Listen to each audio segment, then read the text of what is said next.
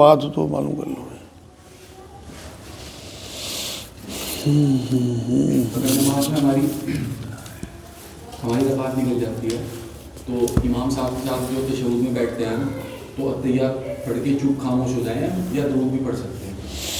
ان کا سوال یہ ہے کہ اگر رکعت نکل جاتی ہے تو امام صاحب کے ساتھ تشہد پڑھ کے چپ ہو جائیں یا درود بھی پڑھیں.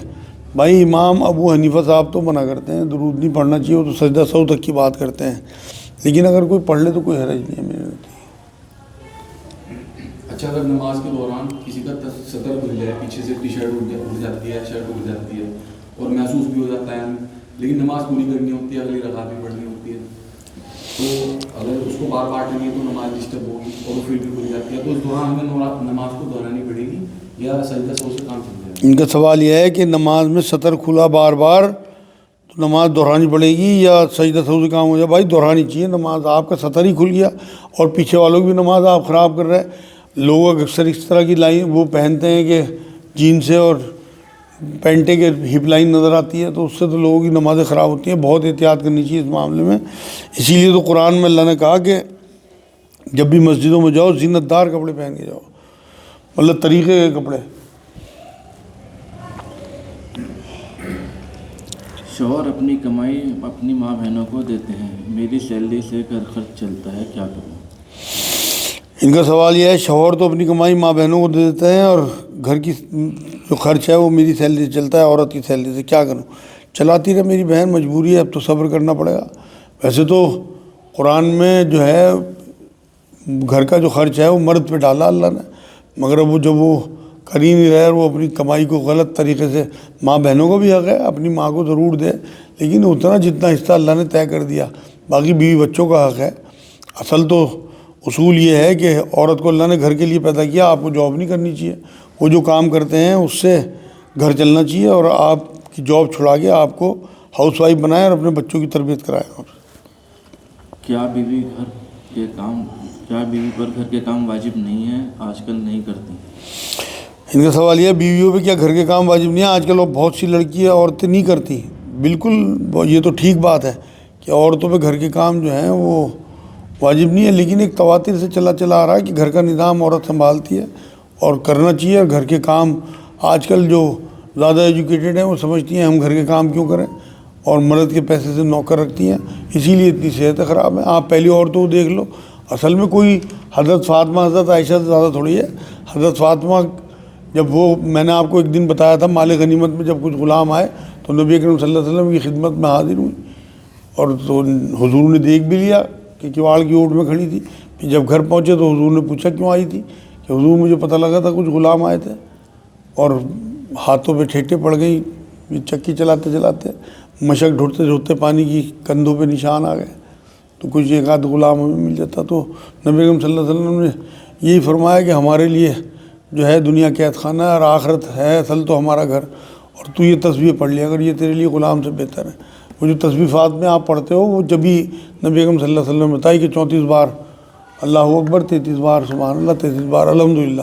تو جب حضور کی بیٹی اور بیوی کام کر رہی گھر کا تو یہ مہارانیاں کہاں سے آ گئی ہیں؟ آج کل کے ہم کام نہیں کرتے، تو یہ تو اپنا بھگتیں گی اللہ کے یہاں. اگر اپنے گھر کا نظام کو خراب کر رہی اور اپنے ہسبینڈ کی کمائی کو غلط مطلب راہ پہ لگا رہی ہیں، ایک حساب سے اپنا آپ جو ہے وہ موبائلوں میں پڑی آرام کر رہی ہیں اور بچے برباد ہو رہے اور کام نوکر کر رہے گھر کے، تو یہ تو سب ان کی پکڑ ہوگی. میں نے تو دیکھا جن گھروں کا یہ نظام ہے ان گھروں کی اولادیں نافرمان ہیں اور میاں بیوی میں بھی آپس کے ہر ٹائم جھگڑے ہیں، یا پھر شوہر جو ہے وہ برداشت کر رہے ہیں چیزوں.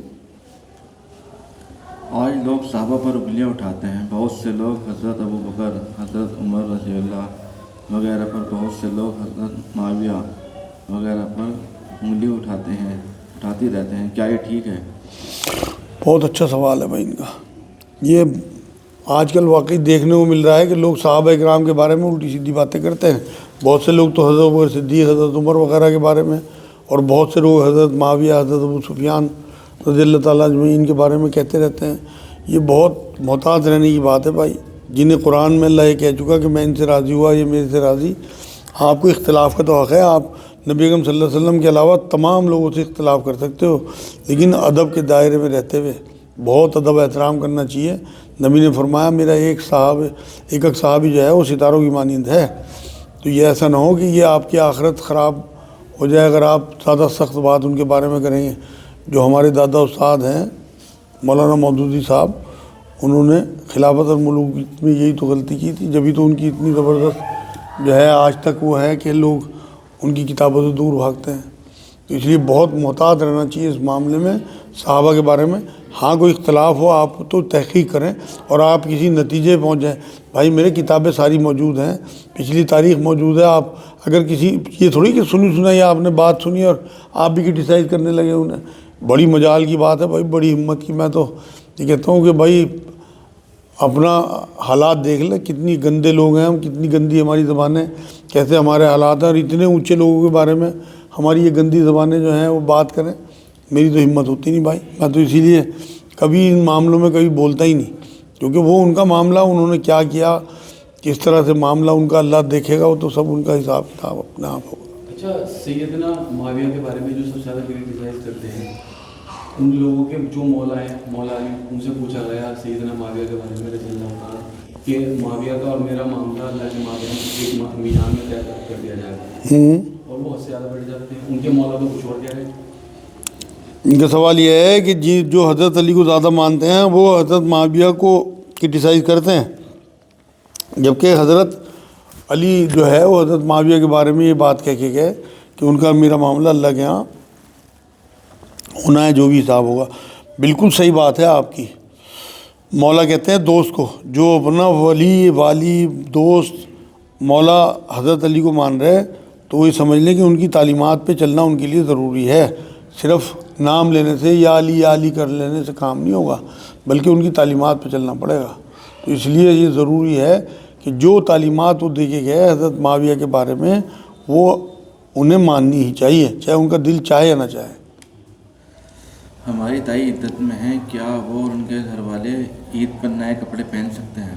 ان کا سوال یہ ہے تائی عدت میں ہیں, وہ تائی اور ان کے گھر والے کیا نئے کپڑے پہن سکتے ہیں؟ دیکھو جی, تائی کے لیے تو 4 مہینے 10 دن کی عدت ہے. اگر وہ عدت میں ہے تو انہیں تو بچنا چاہیے, لیکن اور گھر والوں کو کسی کو نہیں بچنا, کیونکہ 3 دن سے اوپر جو ہے وہ کسی کی میت کے لیے سوگ نہیں ہے. نبی کی حدیث ہے عورت کو 4 مہینے 10 دن کا سوگ ہے, تو تائی کو بنانے نہیں چاہیے میرے حساب سے, اور گھر والوں کو رکنا نہیں چاہیے. سب نئے کپڑے بنائیں, عید بنائیں. آپ کیا کہہ رہے تھے؟ جو فطر ہے وہ کب سے اسٹارٹ کرنا؟ ان کا سوال یہ ہے صدقہ فطر کب سے اسٹارٹ ہے؟ بھائی وہ تو پہلے سے, آپ کئی دن پہلے بھی دے سکتے ہو. دیکھو میں آپ کو ایک واقعہ سناتا ہوں, آپ نے شاید سنا بھی ہو. ابو ہریرہ صاحب کو ایک بار صدقہ فطر کے جو مال تھا نا اس پہ مقرر کر دیا تھا, ان کی چوکسی پہ. سنا ہو آپ نے شاید. 3 دن تک شیطان آتا رہا, چوری کرتا رہا, سنی بات یہ. اور تیسرے دن جب اسے پکڑ لیا کہ بھائی تو یہ بتا کہ نجات کیسے, تو اس نے آیت الکرسی. تو حضور کے بارگاہ میں جب یہ بات پہنچی تو حضور نے کہا تھا تو جھوٹا لیکن بات سچی کر گیا. وہ صدقہ فطر پہ ہی انہیں مقرر کر رکھا تھا. تو صدقہ فطر کئی دن پہلے سے آپ دے دیں تو زیادہ بہتر ہے, غریبوں کے کام آ جائے. آپ اگر عید کی نماز سے چند گھنٹے پہلے دیں گے تو کس کے کام آئے گا یار؟ تو پہلے ہی دے دینا چاہیے. آپ کہنے تو لوگوں کو کہ فوراً پہلے دو, اور بالکل کسی کی نہ مانو. میں نے تمہیں ایسا واقعہ بتا دیا جو بالکل صحیح حدیث میں آپ کو آج میں نے ایسا اشارہ دے دیا. تو اس لیے بالکل اپنے حساب سے صدقہ فطر جو ہے 4-5 دن پہلے آپ دے دیا کرو لوگوں کو, جس سے کہ ان کے کام آ جائے, عید کی تیاری کر لیں. اشراق اور چاش کا وقت کیا ہے؟ ان کا سوال یہ اشراق اور چاش کا وقت کیا ہے؟ بھائی جو سورج کی پہلی کرن نکلتی ہے نا اس کے 20 منٹ بعد اشراق کا وقت شروع ہو جاتا ہے. اور جب سورج اس طرح کا فل آ جائے کہ آنکھوں کی چنیانے لگے تو وہ چاش کا وقت جو ہے, اشراق کا وقت بھی تب تک رہتا ہے, تب چاش کا وقت شروع ہو جاتا ہے, اور یہ زوال کے وقت تک رہتا ہے دونوں نمازوں کا ٹائم. صدقہ فطر جو ہے اس کے بارے میں عموماً جو ہے خاص طور پہ گیہوں یا چاول یا اس طرح کی چیزیں عام معاشرے میں عام ہیں. حتیٰ کہ ہمارے یہاں کروڑ پتی, ارب پتی, روڑ پتی, ہر لیول کا انسان موجود ہے. اور صلی اللہ علیہ وسلم, حضور پاک صلی اللہ علیہ وسلم نے فرمایا کہ اتنی قسم کی چیزوں کو آپ صدقہ فطر میں دے سکتے ہیں. ہاں, ان کا سوال یہ ہے کہ حضور نے تو کئی چیزیں بتائیں, یہاں صرف گندم یا جوں پہ ٹکے رہتے ہیں. اصل میں اس ٹائم ان سب چیزوں کی قیمت لگ بھگ ایک تھی, لیکن آج جو ہے وہ قیمت بڑھتی ہو گئی. تو لوگ جو ہے دین میں کمتر کو دیکھتے ہیں, اپنے معاملے میں دیکھیں گے بڑھتر کو, مطلب برانڈ خریدنے جائیں گے اور ہوٹلوں میں بھی جائیں گے تو برانڈیڈ ہوٹلوں میں جائیں گے. اپنے کپڑے دیکھو, اپنی گاڑیاں دیکھو, کیا حال ہے. اور اللہ کے نام پہ جو چیز نکل رہی تو وہ 3 سیر گندم. ارے میرے بھائی, حضور نے کھجوریں بھی تو بتائیں, کشمش بھی بتائی, پنیر بھی بتایا. آپ ان میں سے چیزیں دو. ہم تو الحمدللہ سالوں سے جو ہے جو بہترین چیز ہوتی ہے ان میں الحمدللہ اس کا صدقہ کرتے ہیں, کیونکہ ایک سال میں ایک ہی بار تو ہے. کن لوگوں کو دیں, کون لوگ لیں, کون ان کا سوال یہ صدقہ فطر کن لوگوں کو دیں, کون لوگ لیں. مطلب ان لوگوں کو دینا چاہیے جو غریب طبقہ ہے, بالکل مستحق ہیں اور مسکین اور غریب ہیں, جو مطلب زکوٰۃ کے جو مستحق ہو نا, ان لوگوں کو دینا چاہیے جن کی عید کی تیاری بھی نہ ہوئی ہو. اچھا, پیسہ اور کھانے کی چیز اس میں بھی اختلاف پایا جاتا ہے, 2 گروپ بنے ہوئے ہیں, اس میں ہمیں کیا کرنا ہے؟ ان کا سوال یہ ہے پیسہ دیں یا گندم وغیرہ جو چیزیں لکھی ہیں وہی دیں, ان میں اختلاف ہے, کون سا راستہ اختیار کریں. مائی عائشہ رضی اللہ تعالیٰ عنہا کا قول ہے کہ نبی اکرم صلی اللہ علیہ وسلم مشکل آسان میں سے آسان چیز چن لیا کرتے تھے. پیسے دینا آسان, ان کی تیاری آسان. اگر آپ گندم ہی بانٹو گے تو ڈھیر لگ جائیں گے, گوداموں کے اتنی جگہیں نہیں ہیں, لوگ کریں گے کیا, اس میں کیڑے پڑیں گے, پھر سڑ کے پھینکیں گے گندم. تو اس لیے آسان ترین طریقہ یہ ہے کہ آپ لفافے بند کرو, چپ چاپ جو آپ نے دینا غریبوں کے گھروں کو پہنچاؤ, جس سے ان کی عید کی تیاری ہو. وہ کپڑے بنائیں, وہ اپنے لیے شیر بنائیں, وہ اپنے بچوں کے کھلونے دلائیں, انہیں جا کے میلے میں تماشا دکھائیں, ان پیسوں وہ جو مرضی کریں, آپ وہ اس طرح سے بانٹو. ہے کھجور کا پنیر کتنا بیٹھے گا؟ کیا کہہ رہے ہیں؟ کھجور کا کتنا بیٹھے گا؟ اصل میں ان کا سوال یہ ہے کھجور کا کتنا بیٹھے گا فطرانہ. کھجور بھی الگ الگ ریٹ کی ہے. کھجور جو ہے اس ٹائم کم سے کم 100 روپے سے لے کے اور 1000-2000 روپے تک کی کھجوریں ہیں. یہ تو اپنی حیثیت کے حساب سے اور اپنے دل کے حساب سے آدمی طے کرے کہ بھئی ہم 100 والی کھجور دے رہے ہیں تو لگ بھگ 3 کلو کھجور 300 روپے ہی بیٹھے گی. تو اگر کوئی 1000 روپے والی کھجور طے کرے تو 3000 کی بیٹھے گی. وہ تو خود طے کر لے آدمی. کم سے کم کھجور اس ٹائم 100 روپے تو ہے. اچھا, جو سا ہے وہ جو ہے کھجور میں بھی اتنا ہی کہلائے گا, پنیر میں بھی اور گندم میں بھی. ہاں بھائی, وہ تو اصل میں ایک پیمانہ ہے. ساتھ ہو اس ٹائم ایک پیمانہ تھا, پیالہ, اس سے ناپا جاتا تھا کہ اتنے پیالے کا ایک سا بنے گا. کچھ علماء کہتے ہیں 2 کلو 400 گرام, 2 کلو 700 گرام, اس میں بھی اختلاف ہے. اس میں بھی وزن میں اختلاف ہے, صحیح بات ہے آپ کی. کچھ 2 کلو 700 گرام کہتے ہیں, کچھ 2 کلو 650 گرام بھی کہتے ہیں. لیکن سب سے سیف طریقہ اہل حدیث کا ہے 3 کلو مانتے ہیں, تو وہ سب سے بہتر ہے. سیف سائڈ لو نا یار, آپ کیوں چکر میں پڑ رہے ہیں, 200-300 گرام زیادہ دے دو.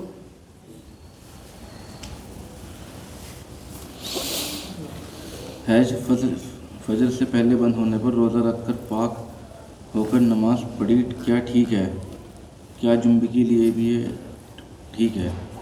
اچھا, کسی عورت کو حیض بند ہوا فجر میں اور انہوں نے سحری کے ٹائم حیض بند ہوا تو سحری کھا کے اس کے بعد پھر غسل کیا اور پھر روزہ رکھ لیا, تو کیا یہ ٹھیک ہے؟ بالکل ٹھیک ہے بھائی. اور اسی طرح جنبی کے لیے بھی سوال یہی ہے کہ کسی نے جمعہ کیا ہو تو وہ سحری کھا لے اور اس کے بعد پھر غسل کر کے نماز پڑھ لے. لیکن نماز ضروری ہے, نماز سے پہلے غسل ضروری ہے, تب روزہ ہوگا. اس لیے یہ نبی اکرم صلی اللہ علیہ وسلم کی سنت بھی ہے. اس لیے بالکل حائضہ عورتیں بھی اور جنبی مرد عورت بھی جو ہے وہ فجر سے پہلے غسل کر لیں اور جو ہے نماز پڑھ لیں, ان کا روزہ ہو گیا انشاءاللہ سحری اگر انہوں نے پہلے کھا لی. سجدے میں جاتے وقت پہلے ہاتھ ٹیکیں یا گھٹنے؟ ان کا سوال یہ سجدے میں جاتے وقت پہلے ہاتھ ٹیکیں یا گھٹنے. صحیح مسلم کی حدیث پاک ہے کہ پہلے ہاتھ ٹیکنے چاہیے, جو اہل حدیث کا طریقہ ہے وہ بالکل درست ہے معاملہ. جو ہمارے ہاں حنفیوں کا طریقہ ہے وہ پہلے گھٹنے ٹیکتے ہیں اور بعد میں ہاتھ ٹیکتے ہیں. سنت طریقہ جو ہے وہ یہ ہے. اچھا, آپ صلی اللہ علیہ وسلم نے نفلی نماز کو جو ہے گھر کی نماز بتایا, لیکن 5 فرض نمازوں کے بعد اگر سب سے زیادہ تاکید کی صحابہ کرام رضی اللہ تعالیٰ عنہ کو اللہ کے رسول نے, وہ تحیۃ المسجد کی اس میں کیا حکمت ہے؟ ان کا سوال یہ ہے کہ تحیۃ المسجد جو ہے وہ مسجد میں پڑھی جاتی ہے, باقی نفل نمازیں گھر کا حکم دیا, اس میں کیا حکمت ہے؟ بھائی بالکل صاف حکمت ہے کہ مسجدوں کا تقدس بڑھانا ہے. لوگوں کے دلوں میں مسجد کی محبت, مسجد کا احترام, مسجد کی عزت. قرآن میں اللہ نے کس طرح سے بیان کیا کہ یہ وہ نمایاں گھر ہیں, انہیں اونچے نمایاں بناؤ جن میں اللہ کا نام لیا جاتا ہے. بڑے فخر سے اللہ نے کہا. تو مسجدوں کی تو بڑی اہمیت, اور مومن کے تو دل میں ایسی شان ہونی چاہیے مسجد کی. حضور اکرم صلی اللہ علیہ وسلم نے کیا فرمایا کہ مومن مسجد میں ایسا ہے جیسے پانی میں مچھلی. تو مسجد میں تو ایسا دل لگنا چاہیے. تو مسجد کی قیمت اور تقدس بڑھانے کے لیے نبی اکرم صلی اللہ علیہ وسلم نے کہا کہ پہلے مسجد میں گھسے سب سے پہلے تحیۃ المسجد پڑھا کرو۔ باپ کوئی گھر کسی بیٹے کے لیے کہہ جائے تو کیا وہ اس کے بیٹے کا ہوگا؟ ان کا سوال ہے باپ کسی بیٹے کے لیے کہہ جائے کہ یہ گھر اس کا ہے اور فوت ہو جائے تو کیا گھر اس کا ہوگا؟ بھائی اگر اس نے اس کے نام رجسٹری کر دی پھر تو وہ اسی کا ہوگا کیونکہ باپ مالک تھا، لیکن اگر زبانی کہہ گیا تو پھر وہ ترکے میں جائے گا سب کے حصے میں، پھر وہ وراثت میں ہے۔ زبانی کہہ دینے سے کچھ نہیں ہوتا، جیسے مائیں کہہ دیتی ہیں بھائی فلاں ہار میں نے فلاں بیٹی کو دیا یا میں نے فلاں زیور فلاں بیٹے کو دیا، اگر اپنی زندگی میں دے کے نہیں گئی تو وہ اس کا نہیں ہوا۔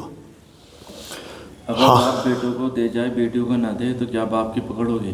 اس کا سوال یہ ہے باپ وراثت وہ جائیداد بیٹوں کو دے جائے بیٹیوں کو نہ دے تو کیا پکڑ ہوگی؟ بالکل پکڑ ہوگی۔